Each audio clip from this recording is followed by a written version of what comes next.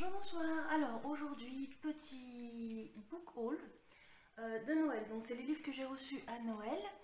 Et excusez-moi si vous entendez du bruit, c'est Petit Chaton qui fait des bêtises. Cadeau de Noël. Donc je reprends, c'est les livres que j'ai reçus à Noël. Donc je ne saurais pas vous dire s'ils sont bien ou pas, je ne les ai pas encore lus. Ce ne sont pas des livres que j'ai commandés. C'est voilà, Petit Chaton, juste ici, qui fait coucou. Patate. Et du coup, je ne peux pas vous donner mon avis, par contre vous les aurez dans les futures vidéos. Si vous les avez lus en l'occurrence, laissez-moi vos avis. N'oubliez pas de vous abonner, ça fait plaisir. Un petit pouce aussi pour dire que vous aimez, pourquoi pas. Et qu'est-ce que j'allais dire d'autre? Et puis voilà, nous allons commencer par celui-là. Vous verrez en effet miroir parce que je ne suis désolée, mon téléphone ne met pas à l'endroit les textes. Donc le premier, c'est ne la réveillez pas. Donc c'est écrit que la partie commence. Maxime, jeune étudiant de 25 ans, se rend sur la tombe de sa mère. Hanté par son meurtre, resté irrésolu. Il remarque sur le côté de la plaque commémorative une étrange inscription. 00F14, début du jeu. Le même jour, un étudiant est retrouvé mort. Gravé sur sa cheville un autre code. 02F01. Puis, c'est l'une des policières chargées de l'enquête qui reçoit glissé dans son courrier ce message. 02F01. Le jeu a commencé, que le meilleur gagne, Joe. Qui se cache derrière ce jeu? Quelles en sont les règles et surtout qui en rééchappera?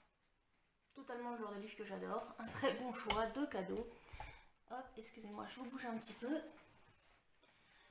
Je surveille bébé chat au passage. Donc voilà, le premier livre, voilà, ne la réveillez pas.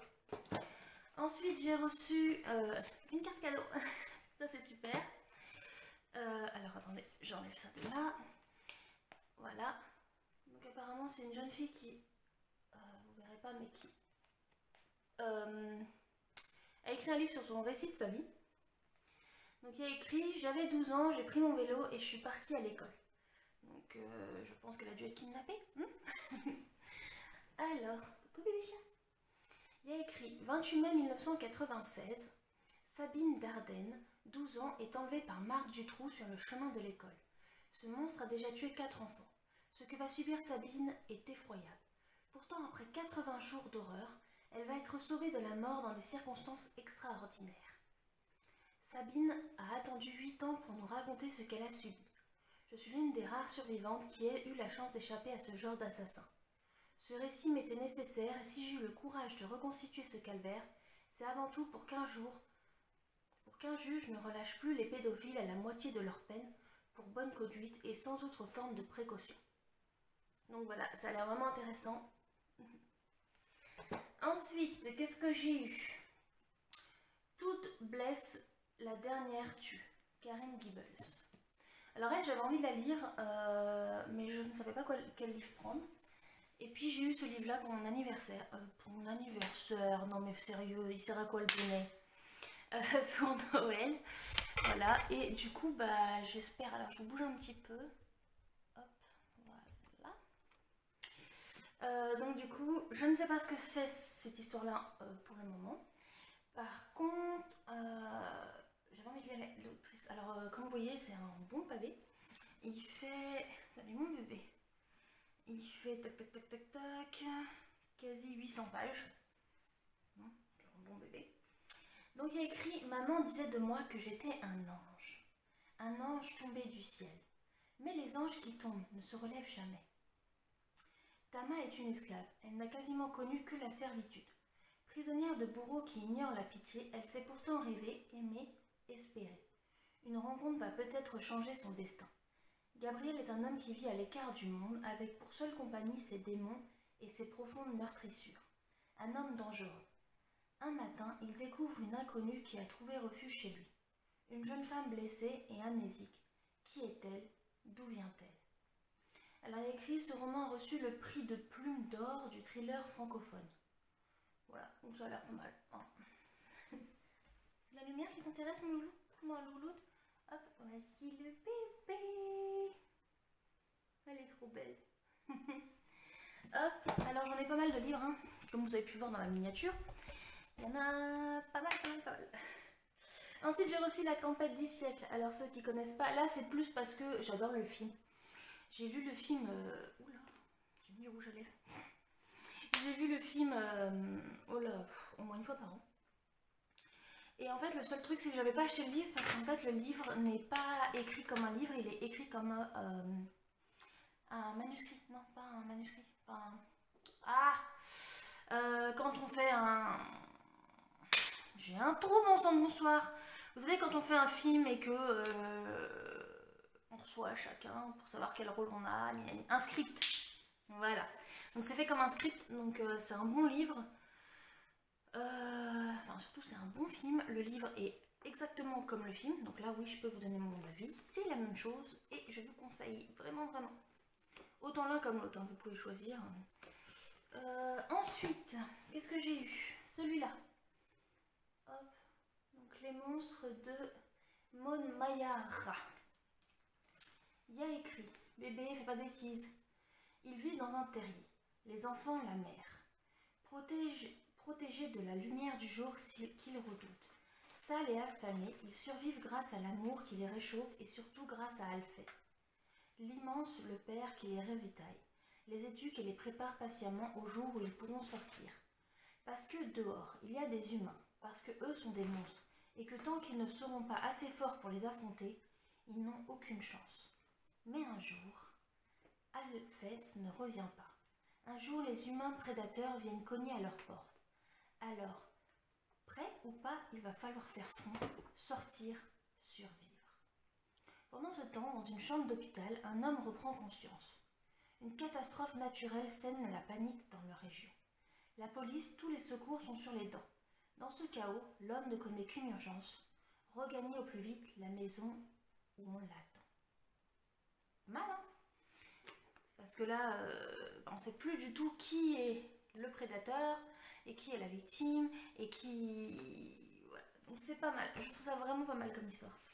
Ensuite j'ai eu celui-là, donc voilà, pour les connaisseurs, hein, l'histoire de la sorcière des mers, Pauvre âme en perdition, parce qu'en fait j'adore Ursula, c'est vraiment... attendez, et ça je l'enlève, j'adore Ursula et du coup je l'ai eu en cadeau. Donc je sais que c'est une suite normalement.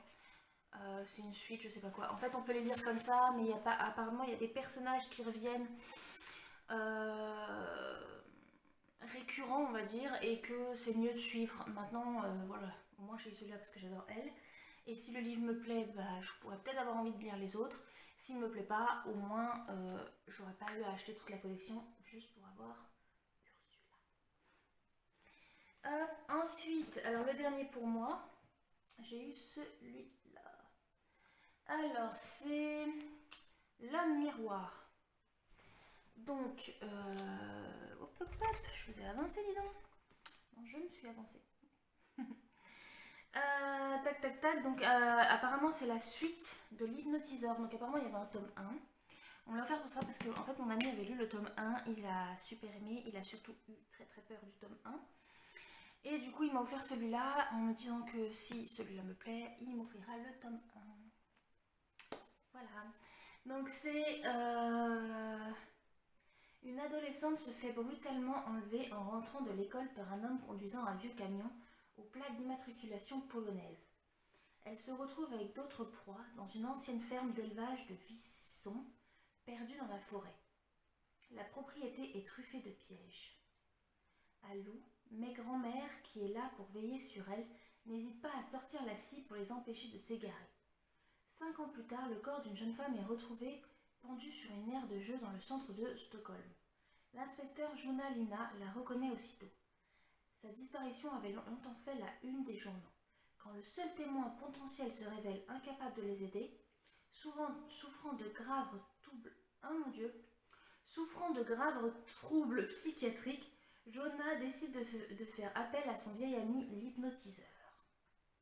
La grande maîtrise du genre et la surenchère dans l'horreur, marque de fabrique de l'auteur, transforme une si simple affaire de tueur en série en une démonstration magistrale de ce que l'âme humaine recèle de plus sombre. L'homme miroir est un roman noir d'une parfaite cruauté, écrit avec une sobriété redoutablement efficace et mené d'une main de maître. Donc voilà, totalement ce qui m'intéresse. Alors je suis pressée de tout lire. Ensuite, là, mon petit doudou a eu ça par sa tata. C'est la robe de Noël. Donc c'est un arbre qui n'a pas... En fait, ça explique l'évolution. Voilà, comme vous pouvez le voir. L'évolution d'un sapin selon les périodes de l'année, selon comment il grandit, mais avec des mots d'enfant. Une super bonne histoire, il adore, il l'a lu à l'école, donc il était content de le recevoir. Ensuite, moi, je lui ai pris ceci, parce qu'en fait, il adore les livres comme ça, là, le Coq d'or. Je crois que ça s'appelle comme ça. 2 coques d'or, voilà. Et en fait, là, il y a Je t'aime tant et Papa Bisou. Voilà, un pour maman et un pour papa. Donc, Papa Bisou qui fait des bisous tout le temps à ses enfants, mais qui rend du travail et qui est fatigué, mais que les enfants demandent toujours à ce que papa s'occupe de lui. Donc, il faut savoir gérer entre les bisous et être un petit peu papa dur. Ensuite, il y a celui-là, donc Je t'aime tant. Donc, c'est une maman qui dit à sa fille que peu importe ce qu'elle fait ou ce qu'elle est, parce qu'il y a des petits animaux dedans. Attendez, je vous montre vite fait. Voilà. Hop, elle l'aimera tant, parce que c'est son amour, c'est sa vie. Ensuite, il a eu ceci par tata encore. Donc là, c'est vraiment un bon pavé. Et en fait, il y a plusieurs histoires dedans. Alors attendez, que je vous dise pas de bêtises. Il y a 2, 4, 6, 8, 10, 12, 14, 28 histoires à peu près. Et des petites histoires avec des petites morales. Je l'ai lu la première. Et la première, c'est l'histoire d'un lion qui est méchant. Et en fait, il est méchant pour qu'on vote pour lui, pour que ce soit le roi de la savane. Puis un jour, il découvre qu'en fait, être gentil, et qu'avoir des amis, ça fait du bien, ça fait plaisir. Et on peut aussi devenir le roi de la savane parce qu'on a des amis. Et pas juste parce qu'on leur fait peur. Donc c'est une jolie morale, je trouve que... ouais, c'est une très belle histoire, je trouve. Après, il y en a d'autres, hein, mais c'était que la première. Puis, il a eu celui-ci. Voilà, donc ça, c'est les copains de la famille. Voilà, il est magnifique. Hop, donc c'est la licorne. Non, la corne de la licorne. Hop, et voilà, c'est vraiment des très belles images. Je fais un peu zoom. Voilà. Et ça raconte... sais-tu pourquoi les licornes ont une corne? Donc, ça raconte les histoires des licornes. Ensuite, Mister... bah oui, mon fils adore les licornes. Voilà, là il y a le Félicorne, donc c'est un chat licorne. Hop. Donc tout joli. Il y a écrit: Félie est une petite chatte sans au plus profond d'elle-même qu'elle est une licorne. Mais lorsque la majestueuse licorne croise son chemin, Félie se met à douter d'elle-même. Donc c'est sympa en fait, ça raconte l'histoire d'une petite fille. Voilà, les images sont magnifiques. Hop.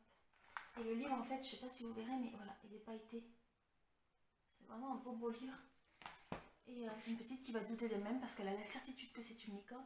Mais en tombant sur la licorne va lui dire: bah non, on peut être copine, mais tu ne seras jamais licorne. Et comme quoi, il ne faut pas se fier aux apparences. Et ensuite, je lui ai pris ça. Voilà, il adore les étoiles, l'espace, voilà, les planètes. Et en fait, il est très beau. Vous voyez, par exemple, hop, je ne sais pas si vous verrez bien avec le reflet de la lumière. Comme vous pouvez voir là, il l'a bien lu. C'est un peu corché. Et voilà, et du coup il est content parce qu'il peut me dire quelle planète, les noms des planètes. Voilà, vous voyez, ça explique chaque planète. Par exemple là, ça explique Vénus. Voilà, comment elle est faite, ce qu'il y a dessus, où elle est située. Pareil pour... là c'est Mercure.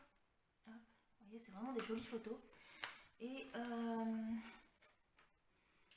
voilà, par exemple là il y a la vie des étoiles. Ça explique comment les étoiles sont formées. Hop, voilà, donc un très beau ouvrage. Voilà, donc vous avez tout vu. On a eu pas mal, il n'y a pas à dire. En plus j'ai une carte cadeau de 40 €, donc comment vous dire que vu que... Pardon, j'adore les livres, et ben je vais en racheter. Et puis voilà, j'espère que vos fêtes à vous se sont bien passées, que votre future année 2022 vous apporte que du bonheur. Beaucoup moins de Covid, ce serait bien. Beaucoup moins de problèmes, de restrictions aussi, qu'on puisse revivre normalement. Mais hormis ça, j'espère vraiment que vous serez heureux, qu'il vous arrivera des bonnes choses. Et puis, bonne année, meilleurs vœux. Voilà. Bisous, bisous.